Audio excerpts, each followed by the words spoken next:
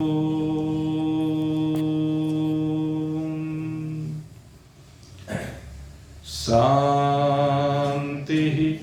शांति शांति। बोलिए सच्चिदानंद भगवान की जय। उपस्थित भाग्यवान सत्संग प्रेमी सज्जन वृंद, ये क्षेत्र और क्षेत्रज्ञ के माध्यम से जो चर्चा भगवान कर रहे हैं और अब तक 17 श्लोकों में जो चर्चा की गई है, इति क्षेत्रम तथा ज्ञानम ज्ञेयं चोक्तः समासतः मद्भक्तै तद्विज्ञायः मद्भावायोपपद्यते। भगवान कहते हैं कि ये मेरे द्वारा संक्षेप से कहा गया है। क्षेत्र भी, क्षेत्रज्ञ भी, ज्ञान भी, ज्ञेय भी। और कहते हैं अगर यदि कोई इसको जान लेता है, देखो केवल 17 मंत्र है। इन 17 श्लोकों में भगवान कहते हैं कि मेरा अगर कोई भक्त केवल इनको जान ले, इनके माध्यम से मेरे को जान ले, अगर उनकी समझ में ही आ गए ने 17 श्लोक, तो भगवान कहते हैं मद्भाव्योपपद्यते, कि तो मेरे भाव को प्राप्त हो जाएगा, मुझे प्राप्त हो जाएगा। इसमें जरा भी संशय नहीं है। तो वो कितना सरल उपाय भगवान बता रहे, केवल 17 श्लोक। और उसमें अर्जुन का प्रश्न भी है। तो ये कितने दिव्य हैं। और अभी जो चर्चा यहां पर चल रही थी, उस चर्चा में यही तो है। उस चर्चा में जो विषय आया, यही तो आया। पूरा वेदांत सुंदर कांड के इस एक श्लोक में, 2 श्लोक में इनमें समाया हुआ है। पूरा वेदांत है। शांतम शाश्वतम परमेयमानकम। कहते हैं इस तत्व को कौन जान सकता है? जो पाप से रहित हो गया है। वहां पर अनघम शब्द का अर्थ अलग है। जो पाप से रहित हैं, वही बात आपके ऊपर लागू होती है। जो पाप से विरहित है, पाप से विरहित कौन हो सकता है? कहते जो शाश्वत तत्व है, जो शाश्वत तत्व है वही पाप से विरहित हो सकता है। और अगर हम इन शरीरों की बात करें, इन शरीरों को लेकर जुड़े हुए अंतःकरण की बात करें, तो शायद इनमें तो कोई पाप रहित होना। जितनी इंद्रियां हैं उनमें कोई पाप रहित नहीं है। कहीं ना कहीं किसी न किसी रूप में ये इंद्रिय पापों में चरण करने चली ही जाती है। लेकिन कहते हैं जब वेदांत वेद्यम विभुम, वेदांत के द्वारा उस तत्व को जान लिया जाता है, उस शाश्वत स्वरूप में प्रवेश कर लिया जाता है। ये भगवान का स्वरूप ही नहीं है। भगवान का तो है ही, लेकिन केवल भगवान का ही स्वरूप ये नहीं है। भगवान कहते हैं तेरा स्वरूप है, ये स्वरूप तेरा है। और ये जो 17 श्लोक है, ये है वेदांत।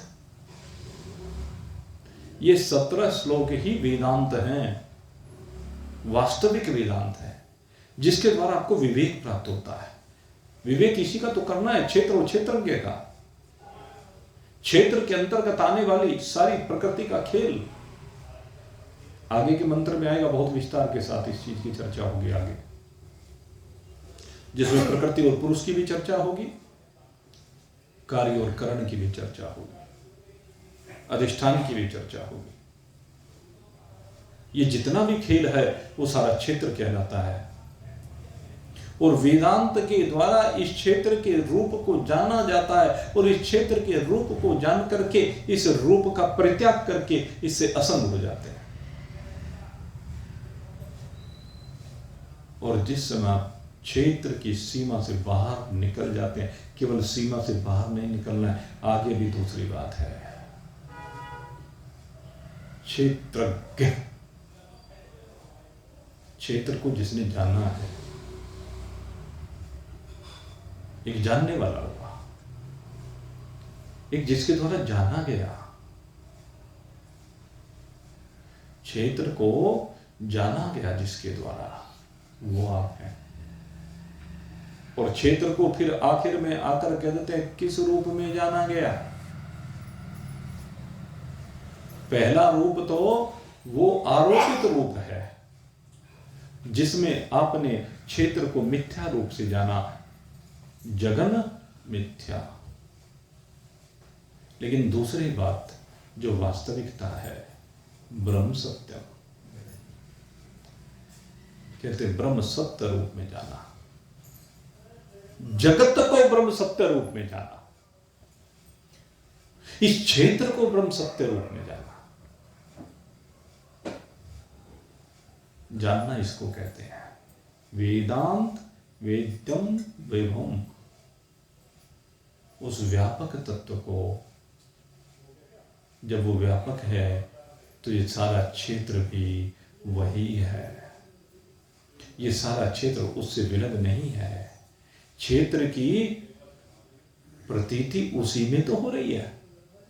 क्षेत्र के बनने से पहले भी वही है और क्षेत्र के निवृत्त होने के बाद भी वही है। जैसे आपको उदाहरण दिया डॉक्टर साहब ने, कंगन बनने से पहले भी सोना ही है, और कंगन जब निवृत्त हो जाए तो फिर भी सोना ही बचता है। और मैं एक चीज और इसमें ऐड कर देता हूं, जब कंगन दिख रहा है तब भी वो सोना ही है, खरा सोना है।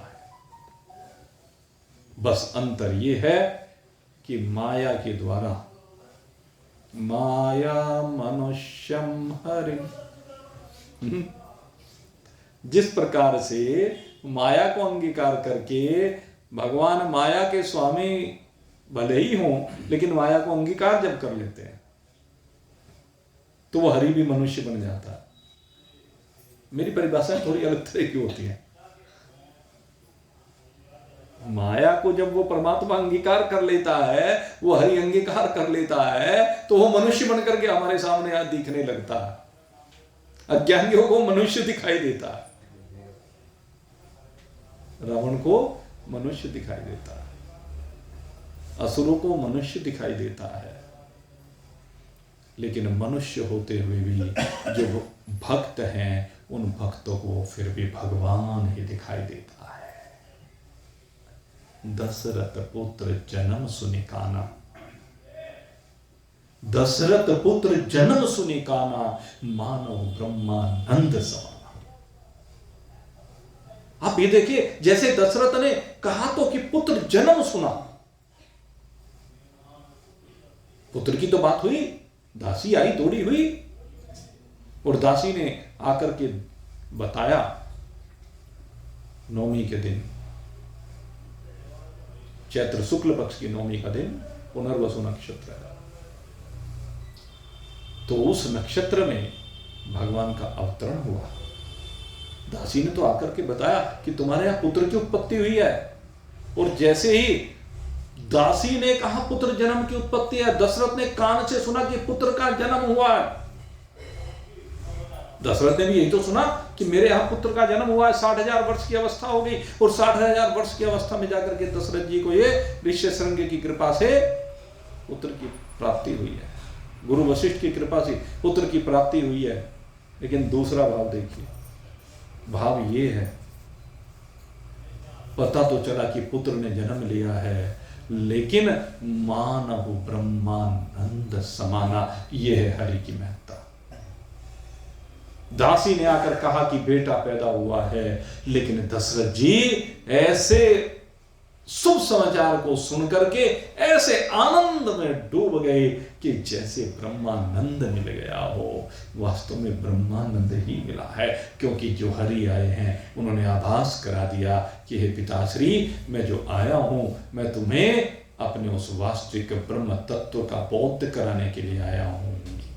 पुत्र जन्म का आनंद तो लौकिक आनंद है, लेकिन ये जो ब्रह्मानंद है ये शाश्वत आनंद है, कभी अक्षय होने वाला आनंद नहीं है। इसका कभी अक्षय नहीं होता, ये ऐसा आनंद है। इसी आनंद की तो हम चाहत करते हैं, इसी आनंद के लिए तो हम प्रयास करते हैं, इसी आनंद के लिए तो गुरु की सेवा की जाती है, इसी आनंद प्राप्ति के लिए गुरु के चरणों में बैठ करके उस मधुर मधुर तत्व का आस्वादन किया जाता है। और जब गुरु के मुख से ये मधुर मधुर रस का रसास्वादन होता है और कर्णपुटों के माध्यम से शिष्य के हृदय में प्रवेश करता है, तो लगता है किसी ने हृदय में मिश्री का प्रवाह कर दिया हो, कानों में किसी ने मिश्री उड़ेल दी हो, जो हृदय को जाकर के मधुर बना रही है।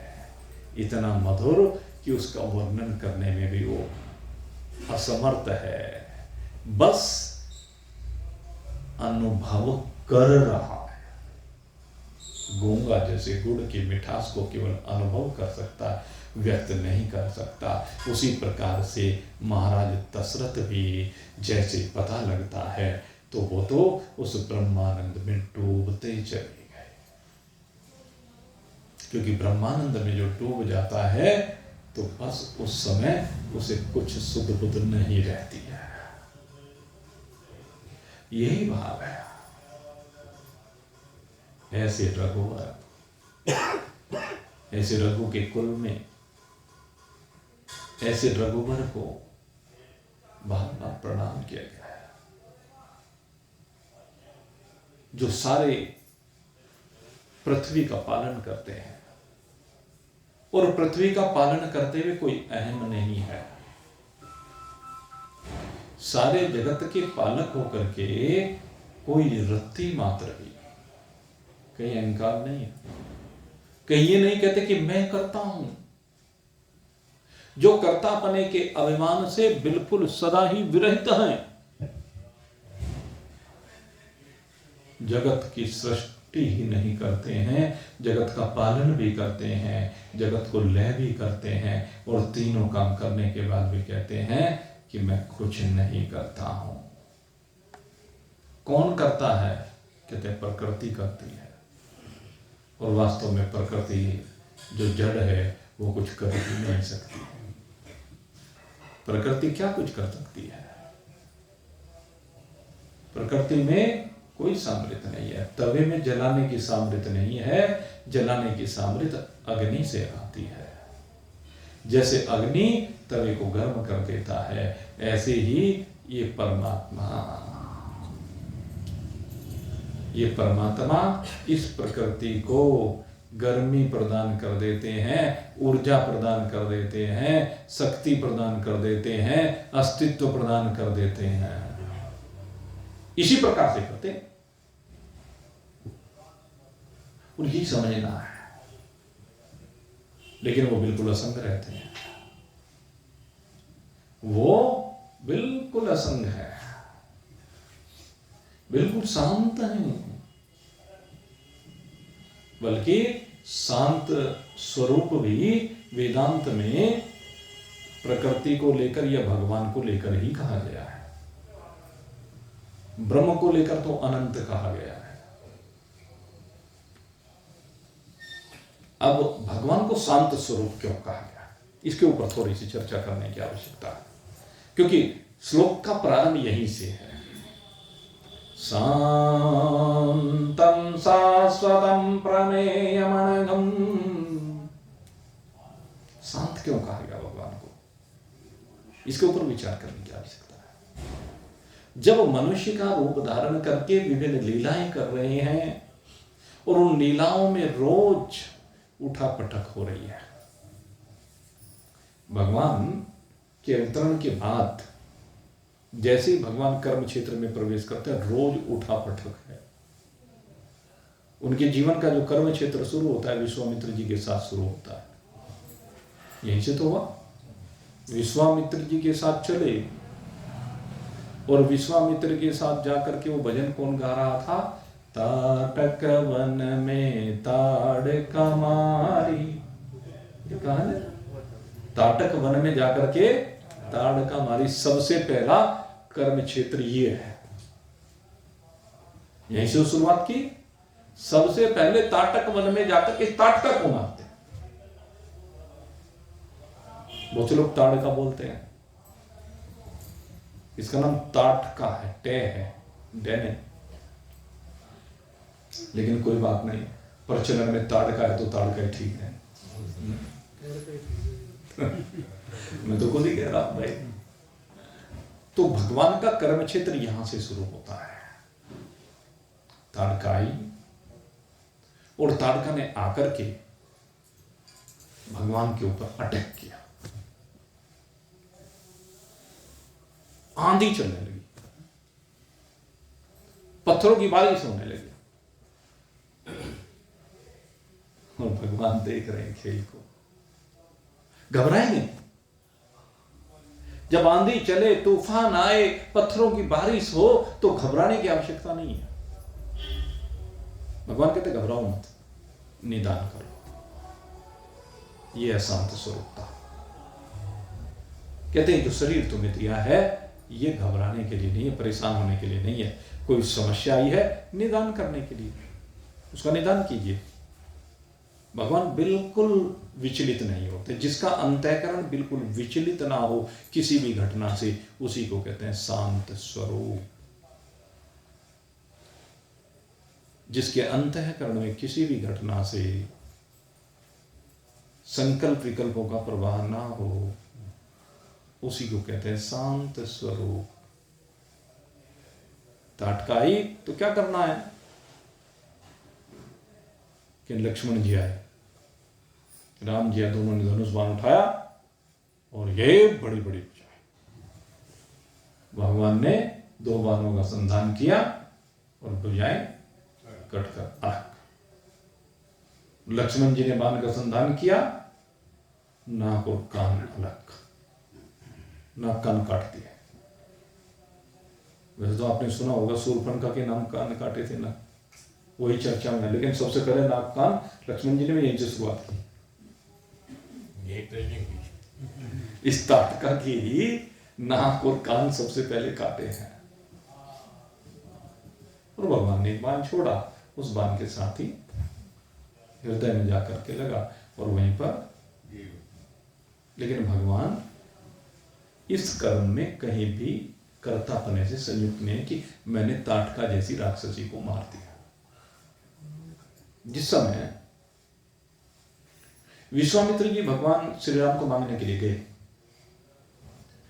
तो दशरथ जी कहने लगे मैं नहीं, मैं अपने सबोध बालक को कैसे बोल सकता हूं, भला ये कैसे मारेगा। कि अच्छा ठीक है। विश्वामित्र जी ने कहा ठीक करेगा महाराज, ये नहीं मार सकता अपने घर से। कहा मैं मानता हूं कि मार सकता है, आप कहते हो नहीं मार सकते, तो आप मारोगे, आप मार दो। दशरथ जी ने कहा मैं कहने पर तो सुन लो किसको मारना है। वहां चर्चा दूसरी तरह की आती है, लेकिन मैं दूसरे वे में कह रहा हूं। विश्वामित्र जी ने कहा कि किनको मारना है जरा सुन तो लो। कहने लगे ताटका के दो बेटे हैं मारीच और सुबाहु, उनको मारना है। और वो किसके असुर हैं? कहने रावण के। कहने रावण के असुर हैं वे दोनों। कहने लगे उनको मैं जानता हूं कि मैं एक को तो मार सकता हूं, एक के साथ युद्ध कर सकता हूं, वो भी मार भी सकता हूं, ये नहीं कहा कि मैं युद्ध कर सकता हूं। और कहना रावण के साथ युद्ध करने की सामर्थ्य मेरी नहीं, साथ मना कर दिया दशरथ जी ने। कहने इसीलिए तो मैं आपको मांगने नहीं आया, नहीं तो आप तो 60,000 साल पहले पैदा हो गए और मैं तो आपसे बहुत पहले हूं, बहुत पीढ़ियों से, वो रावण भी बहुत पहले से है। मैं चाहता तो बचपन में आपके पिता जिससे आपको मांग कर ले जाता, जब आपकी जवानी थी तो आपको मांग करके ले जा सकता था। दशरथ जी को मांगने के लिए नहीं आए, कहने लगे योग्य पात्र ये है,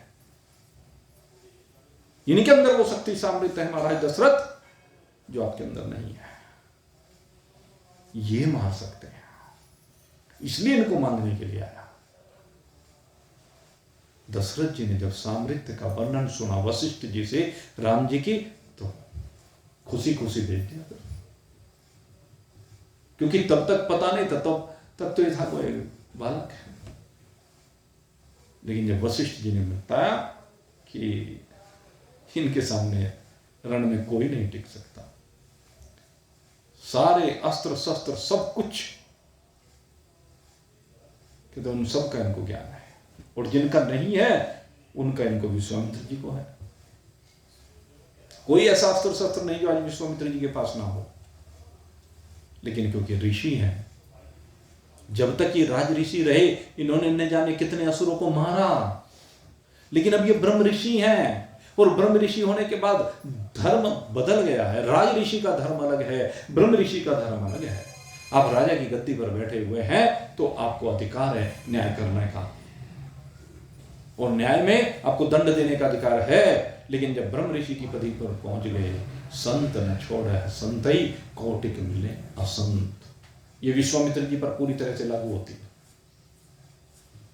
तो विश्वामित्र जी सक्षम थे, लेकिन उसके बावजूद उन्होंने अपनी शक्तियां भगवान राम को तो प्रदान की, अपनी शक्तियों को भगवान राम को योग्य जान करके, अधिकारी जान करके उनको वो सब अस्त्र शस्त्र प्रदान किए, लेकिन अपने हाथ से ताटका को नहीं मारा, सुबाहु को नहीं मारा, मारीच के ऊपर हाथ नहीं उठाया, सहन किया। यह है संतों की विशेषता, यही है उनकी शांत स्वरूपता। और मैं कहता हूं ये शांत स्वरूपता आपके अंदर आनी चाहिए। परिस्थिति कुछ भी हो, प्रकृति आपके सामने कुछ भी परोसे, आप अपनी उस शांत स्वरूपता में विराजमान रहिए, जहां पर प्रकृति की हलचल बंद हो जाती है, जहां पर मन की हलचल बंद हो जाती है, जहां पर ज्ञानेंद्रिय कर्मेंद्रिय बस बिल्कुल शांत स्थिति में विराजमान होते हैं। यही है वो स्थिति जिसके द्वारा आप अपने शाश्वत स्वरूप को प्राप्त कर सकते हैं। शांतम शाश्वतम प्रमेय अमर, अप्रमेय तत्व, वो तत्व जो प्रमाणों के द्वारा प्रमाणित नहीं होता है, वो तो अपनी अनुभूति का है। प्रमाणों के द्वारा ठीक है, प्रमाणित नहीं हो सकता, क्योंकि प्रमाण के द्वारा तो बताया जाता है ऐसी ऐसी ऐसी। धुएं को देखकर अग्नि का बोध हो जाता है, जैसे अनुमान प्रमाण से। आंखों के सामने देख करके हम कहते कि प्रत्यक्ष प्रमाण है, अर्थापत्ति। 6 प्रमाण होते हैं, अनुपलब्धि आदि, उपमान। तो प्रमाणों से जिसको प्रमाणित नहीं किया जा सकता, प्रमाणों से प्रकृति को प्रमाणित किया जाता है, परमात्मा को नहीं। कहते जो प्रमाणों से भी प्रमाणित नहीं होता है, वो कब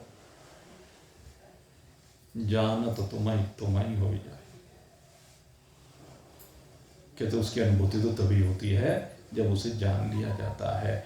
ज्ञानम ज्ञेयम चौक्तम समासतः मद भक्त ईतद विज्ञाये मद भावायोपपद्यते। वो मुझे प्राप्त हो जाता है जो मेरे भाव में विराजमान हो जाता है, मेरे में विराजमान हो जाता है, और ये जो मेरा भक्त होता है। तो भगवान के भक्त बनो, और भगवान के भक्त बन करके अपनी शांत स्वरूपता में, आनंद स्वरूपता में आप सभी लोग विराजमान हो। इन्हीं स्वभावों के साथ आज का इस सत्संग भगवान श्री राम को समर्पित करते हुए, श्री हनुमंत लाल के चरणों में समर्पित करते हुए यहीं पर विश्राम को प्राप्त हो रहा है। बोलिए सच्चिदानंद।